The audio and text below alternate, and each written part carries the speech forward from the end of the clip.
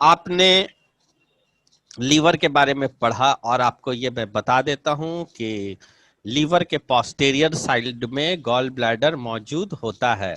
आप अगर लीवर का पोस्टीरियर साइड अगर आप देखते हैं, अगर लीवर को पोस्टीरियर साइड से हम लोग देखते हैं, ठीक है, तो इसका जो यहाँ पर एक गॉल ब्लैडर रहता है। क्या रहता है? Gall bladder. ठीक है। कभी कभी क्या होता है कि गॉल ब्लैडर जो है इससे अटैच रहता है, ठीक है, इससे अटैच रहता है। और कभी कभी ऐसा होता है कि गॉल ब्लैडर लीवर से डिटैच हो जाता है किसी किसी में, ठीक है, वेरी सेल्डम, बहुत रेयरली ऐसा देखा गया है कि गॉल ब्लैडर लीवर से हट गया और हटने के बाद इलियक रीजन में आ गया। इलियक रीजन कहाँ पे होती है? तो कभी कभी आप देखिएगा ना कि स्कैनिंग करने के दौरान गॉल ब्लैडर नहीं मिल रहा है।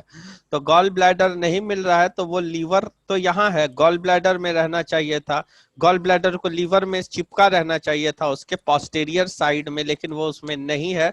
तो वो डिटैच करके इलियक रीजन में भी कभी कभी आ जाता है या अम्बिलिकल रीजन में रहता है। तो उसके लिए फुल सर्वे करना पड़ेगा, या आप फुल सर्वे से नहीं खोज पा रहे हैं तो आप एब्सेंट गॉल ब्लैडर तो नहीं है, ठीक है, आप लिख सकते हैं कि नॉट विजुअलाइज्ड। तो आपको फुल सर्वे के लिए एक जांच होता है जिसको हम लोग कॉलेंजियोग्राफी कहते हैं। और कॉलेंजियोग्राफी जो है या ओरल कॉलिसिस्टोग्राफी जो होती है वो एक ऐसी टेक्निक है, एक्सरे की स्पेशल प्रोसीजर है जिसमें कॉन्ट्रास्ट एजेंट को डाला जाता है और गॉल ब्लैडर को वो लोकेट कर देगा। जैसे ही नया बाइल बनेगा तो वो विजुअलाइज हो जाएगा, ठीक है। लेकिन अल्ट्रासाउंड का इन्वेस्टिगेशन बहुत हेल्पफुल है गॉल ब्लैडर के बीमारी को देखने के लिए। जैसे कि गॉल ब्लैडर कैसा होता है? बलून शेप होता है, ठीक है, बलून शेप होता है।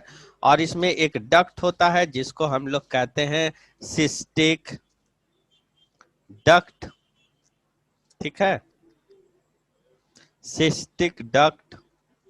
और ये सिस्टिक डक्ट से बाइल आता है और बाइल आकर के इसके अंदर आकर जमा होने लगता है। और जब बाइल पूरा का पूरा इसको भर देगा तो ये डिस्टेंडेड होगा। यही रीजन है कि इसके लिए जो है ना फास्टिंग कहा जाता है, कि फास्टिंग होगा तब हम गॉल ब्लैडर को देख सकते हैं। और गॉल ब्लैडर हमें दिखाई कैसा देगा? सोनोग्राफिकली गॉल ब्लैडर कैसा दिखाई देगा? वो काला दिखाई देगा। उसको हम लोग कहते हैं एनीकोइक। उसमें से कोई इको नहीं आती है, उसके वॉल से इको आती है, तो उसका वॉल तो दिखाई देगा और गॉल ब्लैडर जो है ब्लैक दिखाई देता है। तो अल्ट्रासोनोग्राफिकली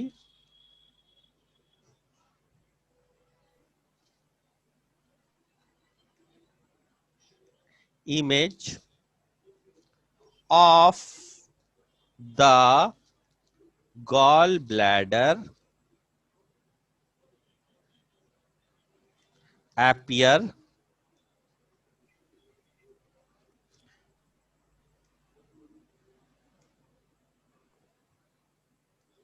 एनिकोजेनिक या एनिकोइक या ब्लैक, ब्लैक कलर का दिखाई देगा। और इसकी जो वॉल होती है वो व्हाइट होती है। तो गॉल ब्लैडर कैसा दिखाई देगा मैं बना देता हूं। देखिए इसकी दीवार कैसी है, चमकीली है, और इसके अंदर फ्लूइड है, उसमें से कोई इको तो निकलेगा ही नहीं। इको निकलेगा नहीं तो वो हिस्सा जो है स्क्रीन का एज इट इज रह जाता है, ब्लैक रह जाता है।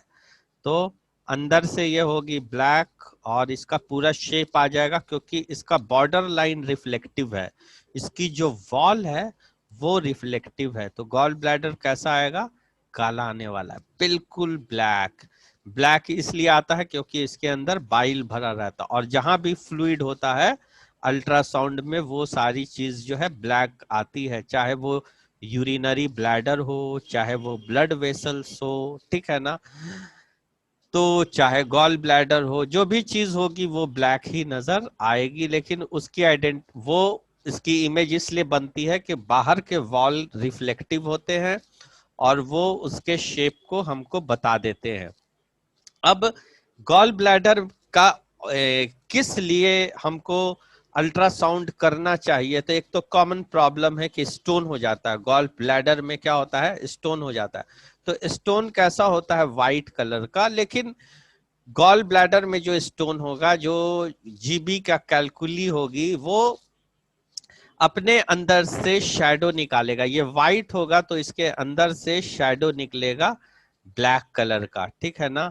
तो हमको ये आइडेंटिफिकेशन है, ये एक तरह का आर्टिफैक्ट है, लेकिन इसको हम लोग यूजफुल आर्टिफैक्ट कहेंगे। ये जो शैडो निकलता है, इसके माध्यम से हम ये बता सकते हैं कि गॉल ब्लैडर में स्टोन है।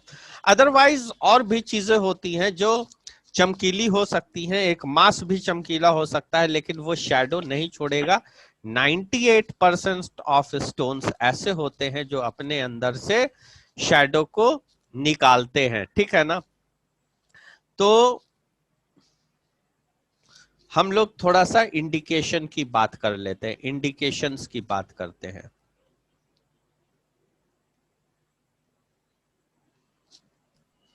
क्यों अल्ट्रासाउंड होना चाहिए गॉल ब्लैडर के लिए?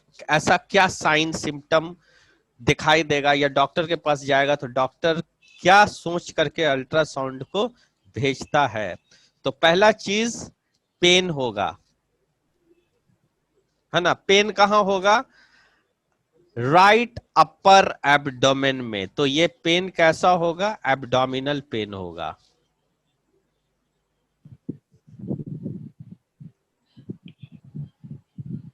ठीक है ना। और ये कहां पर होगा? राइट साइड में, राइट हाइपोकॉन्ड्रियल रीजन के पास ये पेन होगा, क्योंकि राइट साइड में ही लीवर मौजूद होता है। ये पेन कहां पर होगा?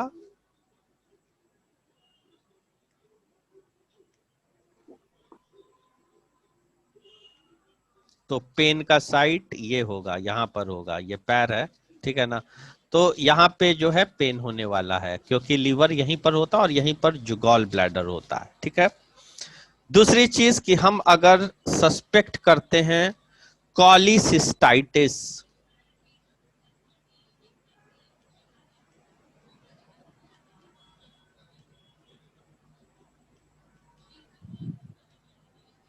कॉलीसिस्टाइटिस अगर हो गया, ठीक है ना, कॉलीसिस्टाइटिस, तो उस कंडीशन में होना चाहिए, है ना। कॉलीसिस्टाइटिस का मतलब होता है जिस चीज में आइटिस लग जाता है वो इन्फ्लामेशन को इंडिकेट करता है।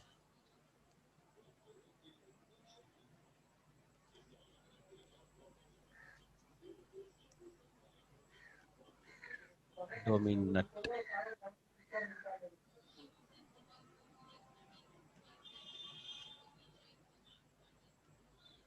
इन्फ्लामेशन ऑफ जीबी वॉल, ठीक है।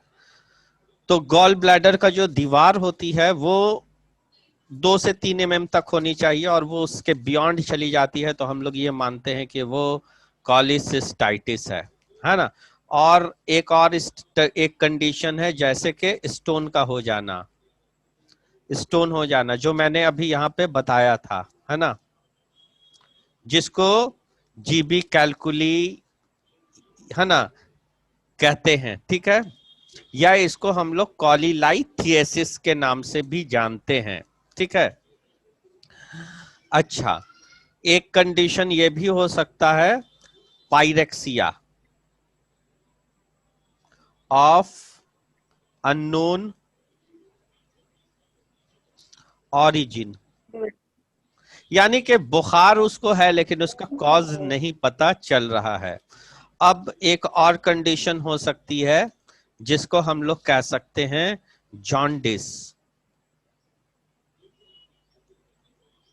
जो पैथोलॉजिकल इन्वेस्टिगेशन हुआ तो इससे भी कंफर्म हो गया और क्लिनिकली भी पता चल गया। तो जॉन्डिस किसी को होता है तो कैसे पता चलता है? पता है कि जॉन्डिस होगा तो उसका स्किन येलो होने लगता है ना, उसके आईज भी येलो होने लगती, हाँ, येलो होती हैं, पीलिया होता है, ठीक है ना। तो उस कंडीशन में भी हमको जॉन्डिस के कंडीशन में भी इस जांच को किया जाता है।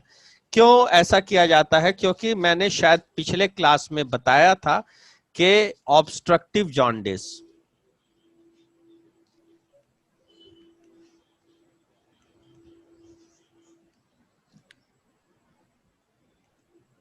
अगर किसी को ऑब्स्ट्रक्टिव जॉन्डिस है तो ये पता लगाया जा सके, और अगर ऑब्स्ट्रक्टिव नहीं है तो ये भी पता लग जाएगा। तो ऑब्स्ट्रक्टिव होगा तो कॉमन बाइल डक्ट में, सीबीडी में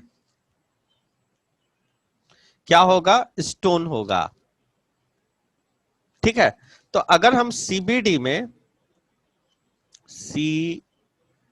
बी कॉमन बाइल डक्ट में अगर स्टोन देख लेते हैं, इट मीन्स कि वो जॉन्डिस जो है स्टोन के ऑब्स्ट्रक्शन के वजह से हुई। या ऑब्स्ट्रक्शन जरूरी थोड़ी है कि स्टोन हो, स्ट्रक्चर भी होती है। अगर नली जो है पतली हो जाए, इस तरह से सीबीडी नैरो हो जाए, नैरो हो जाए, नैरो हो जाए, तो नैरो होने के वजह से भी हो सकता है, या न्यूप्लाज्म, न्यू ग्रोथ उसके अंदर हो जाए, कोई भी ऐसा कारण हो जिसकी वजह से ऑब्स्ट्रक्शन हो, है ना। Any cause of CBD obstruction results jaundice. ठीक है, तो किसी तरह का भी ऑब्स्ट्रक्शन होता है तो उसके वजह से जॉन्डिस होती है। लेकिन हमको सबसे पहला एक सिंपल एनाटॉमी समझना होगा, और एनाटॉमी को ऐसे समझिए कि मान लीजिए कि अगर लीवर है ना, तो इसमें से दो डक्ट निकलता है, एक राइट साइड से निकलेगा और एक लेफ्ट साइड से निकलेगा। तो ये दोनों डक्ट को हम लोग कहते हैं हेपेटिक डक्ट। ये दोनों को हम लोग क्या कहते हैं? Hepatic duct. तो जो ये राइट साइड है, राइट साइड से निकलेगा right hepatic duct, left side से ये लेफ्ट साइड है, ये लेफ्ट साइड है, और ये राइट साइड है। तो जो राइट साइड से निकलेगा वो राइट हेपेटिक डक्ट होगा, जो लेफ्ट साइड से निकलेगा वो लेफ्ट हेपेटिक डक्ट होगा। तो हम लिख सकते हैं right and left hepatic duct. ये दोनों डक्ट क्या करता है? बाइल को कैरी करता हुआ लाता है और गॉल ब्लैडर में जमा करता है। लेकिन ये दोनों डक्ट एक जगह पर कॉमन हो जाता है, दोनों मिलकर के एक हो जाता है, तो इसको हम लोग कहेंगे कॉमन हेपेटिक डक्ट। और कॉमन हेपेटिक डक्ट फिर कंटिन्यू करता है और ये टर्न कर जाता है। तो जहां पे ये टर्न करता है, यहां पे कुछ इस तरह का होता है। ये जब टर्न करेगा तो इसको हम लोग कहते हैं सिस्टिक डक्ट।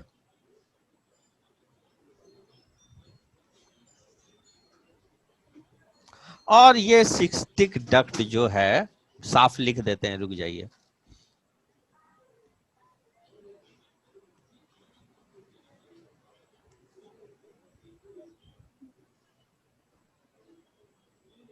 ये जो सिस्टिक डक्ट है ये जाएगा आगा और गॉल ब्लैडर से अटैच हो जाएगा। ठीक है ना, गॉल ब्लैडर से अटैच हो जाएगा। गॉल ब्लैडर से जब अटैच आएगा तो फिर ये कंटिन्यू करेगा, कंटिन्यू करेगा, और ये वाले को हम लोग कहते हैं कॉमन बाइल डक्ट। और ये कॉमन बाइल डक्ट फिर कंटिन्यू करता है और ये ड्यूडेनम में जाके खुल जाता है। हाँ, ड्यूडेनम में खुलता है। ठीक है, जहां पर स्पिंचर ऑफ ऑडी रहता है। ठीक है, तो अगर मान लीजिए कि यहाँ पे अगर एक स्टोन अगर आ जाता है इसके रास्ते में, तो बाइल तो ड्यूटेनम में नहीं जाएगी, सब अटक जाएगी और इसके अंदर के सेल डैमेज होने लगेंगे और उस बंदे को जॉन्डिस डेवलप कर सकता है। इवन हम लोग गॉल ब्लैडर के स्टोन को, इसके अंदर के स्टोन को, और ये सब चीज देख सकते हैं। अब देखिए इसमें गॉल ब्लैडर में एबनॉर्मेलिटी क्या क्या हो सकती है।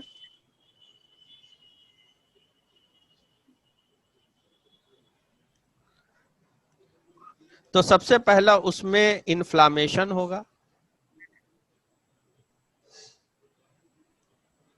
है ना। दूसरा, इसमें मास डेवलप कर सकता है ना। तीसरा, एडेमा हो सकता है। चौथा, इसमें स्टोन हो सकता है ना। और क्या हो सकता है, मास कैंसरस हो सकता है या नॉन कैंसरस हो सकता है, दोनों हो सकता है ना, दोनों हो सकता है। तो ये सारी चीज जो है ये हम लोग आसानी से अल्ट्रासाउंड के माध्यम से देख सकते हैं। लेकिन इसके लिए क्या करना होगा, you should have to prepare your patient first. आपको क्या करना होगा, पेशेंट को पहला प्रिपेयर करना होगा। देखिए यहाँ पर है सारा चीज यहाँ पे मेंशन किया गया है इंडिकेशंस के बारे में, और उसके तुरंत बाद आता है प्रिपरेशन। तो प्रिपरेशन में क्या होना चाहिए, 8 घंटा की फास्टिंग होनी चाहिए। 8 घंटे की फास्टिंग होगी तो आपको मैं बता देता हूं कि ये जो गॉल ब्लैडर है ना, यहाँ पे जो मसल होता है इसको हम लोग स्पिंचर ऑफ ऑडी मसल कहते हैं, और ये ब्लॉक रहता, बंद रहता है, बाइल को नीचे नहीं आने देता, बाइल को नीचे नहीं आने देता। बाइल जब बनती है ना, बाइल मान लीजिए कि ये बन रही है तो बाइल बन करके आती है नीचे के तरफ, इधर आएगी, इधर आएगी, और स्टोर कहाँ होगी, यहाँ स्टोर हो जाएगी। फिर गॉल ब्लैडर सिकुड़ता कब है, जब आप फैटी डाइट लेते हैं। जब आप फैटी डाइट लेते हैं तो वो फैटी डाइट इस ड्यूडेनम के अंदर जब आता है, जैसे आपने बटर ले लिया, घी ले लिया, ये सब तरह का आइटम, तो यहाँ पर दो चीज होती है। ये जो स्पिंचर ऑफ ओडी मसल है, जो स्पिंटर मसल है, वो रिलैक्स होता है, यानी कि दरवाजा खुल गया, और ये जो गॉल ब्लैडर है ये सिकुड़ता है, ऐसा कॉन्ट्रैक्ट करेगा तो गॉल ब्लैडर सिकुड़ेगा, तो इसके अंदर का बाइल जो है वो धीरे धीरे धीरे धीरे इसमें आ जाता है। लेकिन अगर रास्ता ब्लॉक होगा तो गॉल ब्लैडर सिकुड़ने की कोशिश करेगा, ये तो रिलैक्स हो जाएगा, दरवाजा नीचे का खुल गया, स्पिंचर ऑफ ओडी, लेकिन गॉल ब्लैडर सिकुड़ने की कोशिश करेगा, लेकिन रास्ता ऑब्स्ट्रक्शन है, तो अंदर में क्या होगा, कंजेशन हो जाएगा और बाइल आगे नहीं बढ़ पाएगी। ठीक है। और आप अगर फास्टिंग कर देते हैं तो ये तो गेट बंद है, गॉल ब्लैडर सिकुड़ने की कोशिश ही नहीं करेगा। इसलिए कि जब भी आप फैटी डाइट लेते हैं, जैसे कि कुछ भी ऐसा बटर खा लिया या चिकन खा लिया या मटन खा लिया, कुछ भी ऐसा तरह का चीज खाता आदमी जिसको पचाने के लिए पैंक्रियाटिक जूस और बाइल जूस की आवश्यकता पड़ती है, तो बाइल जूस जो होता है उसके लिए एक खास तरह का केमिकल जो है सिक्रीट होता है, जिसको हम लोग CCK के नाम से जानते हैं। उसको हम लोग कॉलिसिस्टोकाइनिन के नाम से जानते हैं, और ये कॉलिसिस्टोकाइनिन रिलीज होने के वजह से ये स्टिमुलेट करता है गॉल ब्लैडर को सिकुड़ने के लिए और स्पिंटर ऑफ ऑडी को रिलैक्स होने के लिए, और इसके वजह से ये रिलैक्स होता है, नीचे सारा आ जाता है। तो आप अगर अपने पेशेंट को कुछ खा लेता है, आपका पेशेंट अगर फास्टिंग में नहीं रहता है, तो उस कंडीशन में क्या होगा, आहा, क्या होगा, तो गॉल ब्लैडर सिकुड़ जाएगा, ये डिस्टेंडेड नहीं रहेगा, और उस कंडीशन में आप इमेज को नहीं ले सकते हैं। बात समझ में आ गई? तो इस, है ना, समझ गए ना। चलिए अब देखिए मैं दिखाता हूं। पेशेंट प्रिपरेशन में आप अपने किताब के पेज नंबर 80 को खोलिए, पेज नंबर 80, है ना, पेज नंबर 80। कहीं नहीं तो 80 खोले कहाँ से, बुक नहीं है। कॉलेज की बुक नहीं आपके पास? अभी मिला भी नहीं है सर। ओ, तो पेज नंबर 80 में दिया हुआ है कॉलेज वाले में। तो आप लोग का जो सर, लेकिन ये तो manual of diagnostic ultrasound book में भी है, न्यू मिलेनियम एडिशन में। हाँ, ये वाला चैप्टर तो वो जो है ना, जो ये वाला चैप्टर से ही कॉपी करके डाला है आपके यूनिवर्सिटी वाले बुक में, समझा ना। अच्छा, कुछ कुछ चीज को, छोटी छोटी चीज को काट करके वहां पे पेस्ट कर दिया है कोई, समझा, इसी का कॉपी करके यू टिस वाले ने बनाया है। इसीलिए मैंने टिस वाले को रिफरेंस में रखा और इसको मेन बुक लेकर के चल रहे हैं। ये मैनुअल ऑफ अल्ट्रासाउंड डायग्नोसिस वाली बुक है, पाल्मर, PC पाल्मर वाली, ठीक है ना। यस सर, उसमें दिया हुआ है पूरा। तो पोजीशन करेंगे पेशेंट को, सबसे पहले 8 घंटा की फास्टिंग होनी चाहिए अगर वो अडल्ट है तो, लेकिन अगर वो चिल्ड्रन है तो कम से कम 3 घंटे की 3 फास्ट, आवर। हाँ 3 घंटे की फास्टिंग होनी चाहिए। पेशेंट को लेटा दीजिए, अलग अलग पोजीशन में आप स्कैनिंग कर सकते हैं। तो स्कैनिंग जब करेंगे तो प्रोब को आप लॉन्गिट्यूडिनल रखिएगा या आप ट्रांसवर्स रखिएगा और सर्वे कीजिएगा ना, तो आपको गॉल ब्लैडर जरूर नजर आएगा, क्योंकि वो कॉर्डेट लोब के पास मौजूद होता है, ठीक है ना। तो आपको ये लीवर में आप यहां पर से भी अगर स्कैन करते हैं, 1 मिनट,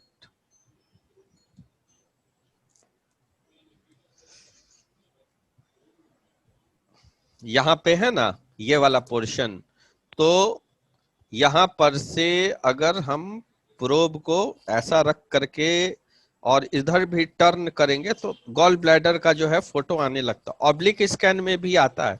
तो आप जब सर्वे करेंगे ना तो आपको बलून की तरह गॉल ब्लैडर नजर आएगा। आप कई जगह पर से इसकी इमेज को ले सकते हैं, जैसे यहाँ पे जेल लगा करके एक इमेज ले करके दिखाया गया है, एक इमेज को यहाँ पे दिखाया गया है, ठीक है। और यहाँ पे कॉर्नल स्कैन कर रहा है, यहाँ पर इरेक्ट करके इमेज ले रहा है, यहाँ पर पेशेंट दोनों हैंड को नीचे रखे हुआ है और यहाँ पे जेल लगा करके कर रहा है, ठीक है। तो ये जो पोजीशन है, ये सारे पोजीशन पर हम स्कैनिंग करेंगे और हम कोशिश करेंगे कि गॉल ब्लैडर बलून टाइप के स्ट्रक्चर को लाएं। जब आएगा इमेज, ठीक है ना, तो हम उसके लिए प्रोब का क्या सिलेक्शन करेंगे, तो 5 मेगाहर्ट्ज करेंगे बच्चों के लिए और बड़े के लिए 3.5 मेगाहर्ट्ज का प्रोब इसके ये करेंगे, ठीक है। इसके बाद आते हैं कि हम लोग लॉन्गिट्यूडिनल स्कैन करके सर्वे करके गॉल ब्लैडर को लाएंगे, ठीक है ना। यहाँ पर से स्कैनिंग कीजिएगा ना तो आ जाएगा, यहाँ पर से स्कैनिंग कीजिएगा तो आ जाएगा, और यहाँ पर से इस तरह भी स्कैनिंग कीजिएगा तो गॉल ब्लैडर आएगा। जब फुल गॉल ब्लैडर आ जाए तो आप उसकी इमेज को ले सकते हैं, ठीक है। अब देखिए normal anatomy of gall bladder. Gall bladder जो है एक बलून के जैसा दिखाई दे रहा है ना। इसका वेरिएबल पोजीशन साइज होता है, ठीक है ना। But normal gall bladder is seldom more than 4 centimetre wide. कभी कभी जो नॉर्मल गॉल ब्लैडर है बहुत रेयरली, सेल्डम का मतलब क्या होता है, रेयरली 4 सेंटीमीटर वाइड आपको दिखाई देता है। आप यहाँ पे गॉल ब्लैडर देख रहे हैं, गॉल ब्लैडर के जो ये हिस्सा है यहाँ पर जो चमकीला सा देख रहे हैं, इसको हम लोग कॉमन बाइल डक्ट कहते हैं। ये कौन सी स्कैनिंग की गई है, ये लॉन्गिट्यूडिनल स्कैनिंग की गई है। ये वाली स्कैनिंग करके ये इमेज को लाया गया, ठीक है ना। तो ये गॉल ब्लैडर का पोर्शन हो गया, पूरा गॉल ब्लैडर आपको दिखाई दे रहा है ना। और नेक हो गया, बॉडी हो गया, फंडस हो गया, और गॉल ब्लैडर के अंदर जो है बाइल भरी हुई है, इसलिए ये फुल्ली डिस्टेंडेड है। हम लोग इसमें कॉमन बाइल डक्ट को भी देख सकते हैं। दूसरी लॉन्गिट्यूडिनल स्कैनिंग में यह दिखाया गया कि गॉल ब्लैडर पार्शियली एम्प्टी है, खाली है, पूरा भरा हुआ नहीं है, पार्शियली है। इस कंडीशन में गॉल ब्लैडर भी देख रहे हैं, और कल मैंने बताया था जिस चीज की दीवार चमकीली होती है उसको हम लोग पोर्टल वेन कहते हैं, ठीक है। तो यहाँ पर पोर्टल वेन भी साथ में दिखाई दे रहा है। पोर्टल वेन यहाँ पे भी दिखाई दे रहा है, लेकिन यहाँ पे जो दिखाई दे रहा है ये इसका ट्रांसवर्स सेक्शन दिखाई दे रहा है, हाँ। और कॉमन बाइल डक्ट जो है लॉन्गिट्यूड का पूरा फुल है, ये पूरा नली की तरह नजर आ रहा है, ठीक।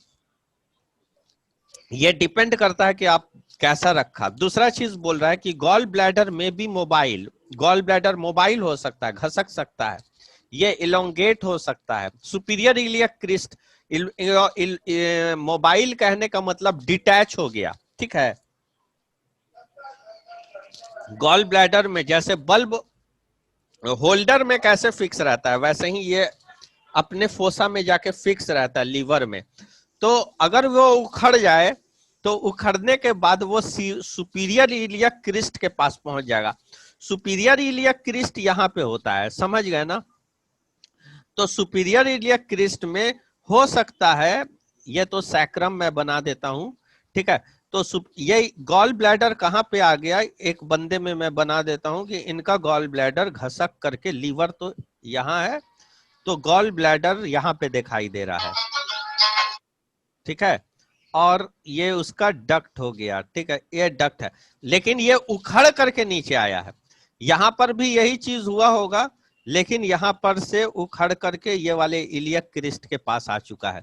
तो गॉल ब्लैडर, मतलब इसका ये किस कंडीशन में होता है सर? इलियक क्रिस्ट के पास ये क्यों आता है ये देखिए वीकनेस की वजह से होता है। क्या होता है, एक होता है ना हाइटस हर्निया, डायफ्राम भी फट सकता है। तो ये दौड़ धूप से एथलीट्स जो हैं उन पर, या किसी तरह के झटके लगने से, या किसी पैथोलॉजिकल कंडीशन से, ठीक है ना, ये या कभी कभी कॉन्जेनाइटल उस पे चिपका नहीं रहता है, तो वो अपना रास्ता बना के कहीं और जाके अटक जाता है, लीवर से चिपका नहीं रहता है, ठीक है ना। If not located in the normal position, scan whole abdomen. अगर अपने नॉर्मल पोजीशन पर ना दिखाई दे रहा है तो पूरा एब्डोमेन की स्कैनिंग करके देखो, वो कहीं ना कहीं पर दिखाई जरूर देगा, ठीक है। और दूसरा टेक्निक हमने बताया है कि क्लास के स्टार्टिंग ही में बताया था कि ये चीज हो सकती है, तो हम उसके लिए एक एक्सरे भी कर सकते हैं, जिसको कॉलेंजियोग्राफी कहते हैं। ये गॉल ब्लैडर का ट्रांसवर्स स्कैन है,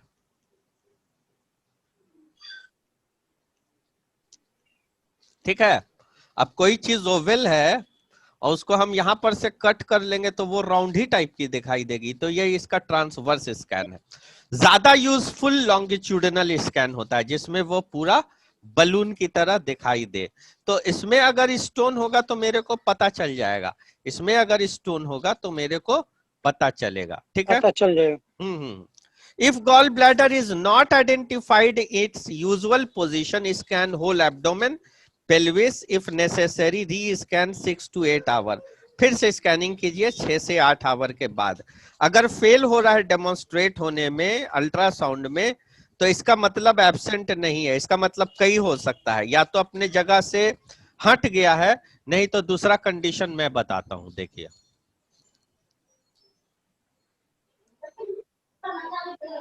दूसरा कंडीशन ये हो सकता है कि मान लेते हैं कि ये डक्ट हो गया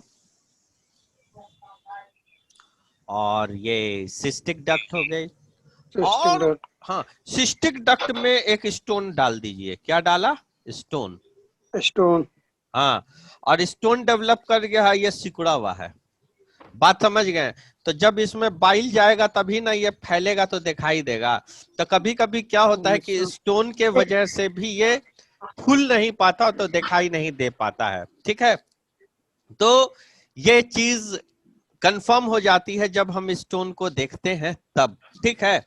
तो ये भी एक कारण है जिसके वजह से अपने यूजुअल पोजीशन पे दिखाई नहीं दे, या दिखाई देने में प्रॉब्लम हो सकती है।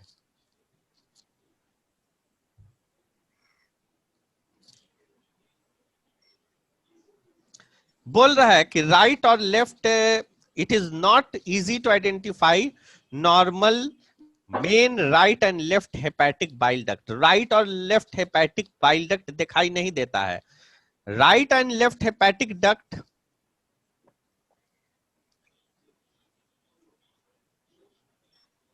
ये दोनों है, एक हो गया राइट हेपेटिक डक्ट और ये हो गया लेफ्ट हेपेटिक। ये दोनों नहीं दिखाई देता है नॉर्मल आदमी में, लेकिन जब ये डायलेट कर जाएगा, जब यहां पर स्टोन होगा तो ये डायलेट अगर कर जाता है तो ये विजुअलाइज हो जाएगा। तो राइट, हाँ हाँ हाँ, right and left hepatic duct get visualized when there is any pathological condition ठीक है, किसी तरह का पैथोलॉजिकल कंडीशन है जिसके वजह से जो वो है वो डायलेट हो जा रहा है, डायलेट हो रहा है तो वो विजुअलाइज हो जाएगा। देखिए यहां पर क्या लिखता है, it is not easy to identify normal main right and left hepatic biliary duct but when visible are within liver appear as thin tubular wall. चूंकि ये थिन ट्यूबुलर वॉल की तरह स्ट्रक्चर है इसलिए नहीं दिखाई देता। However, common hepatic duct usually recognized, जबकि common hepatic duct आमतौर से देखा जा सकता है जब यह क्रॉस करता है पोर्टल वेन के पास से। तो एट दिस सर लेवल, यहीं पे रुक हाँ सर यहीं पे रुक जाइए, अब टाइम भी ओवर हो जाएगा, नहीं तो आधा बताइएगा आधा छूट जाएगा तो